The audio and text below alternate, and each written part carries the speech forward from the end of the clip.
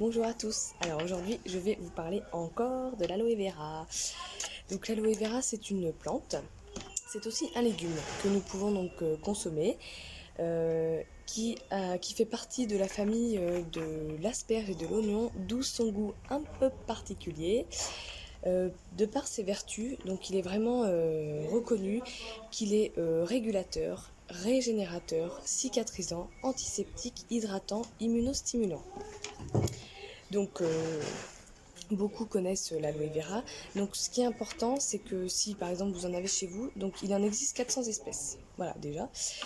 Il va vraiment falloir faire attention à ce que la plante soit fleurie. Si elle n'est pas fleurie, en fait, vous n'aurez pas toutes les vertus que contient la plante. Donc quand vous coupez votre plante, donc vous avez votre tige, voilà, moi je l'ai déjà fait, vous coupez à l'intérieur, donc vous avez ce gel, voilà, donc qui est un peu gluant, visqueux. Donc par exemple, moi avant je l'utilisais voilà comme ça sur les mains ou dans les cheveux, voilà pour venir hydrater ma peau. Donc ce gel, donc on appelle aussi le mucilage. Donc il faut faire très attention.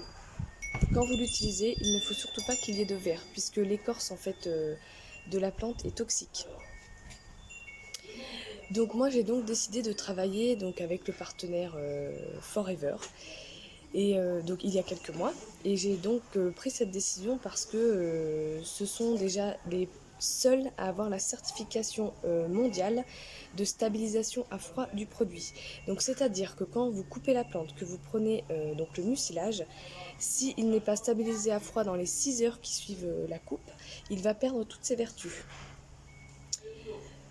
Et ensuite, donc une fois que le gel est donc coupé et stabilisé à froid, donc on va venir s'en servir donc dans la pulpe d'aloe, donc celle que je vous propose en buvable, dans les cosmétiques, donc dans tout ce qui est crème, et aussi dans les compléments alimentaires. Donc ce qui est très important aussi, c'est qu'il faut absolument que ce soit conservé dans des emballages opaques afin que la lumière ne vienne pas oxyder le produit et donc lui enlever toutes ses vertus.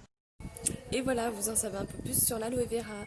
Si vous voulez des renseignements, vous n'hésitez pas à me contacter et je me ferai un plaisir de vous renseigner. À très vite!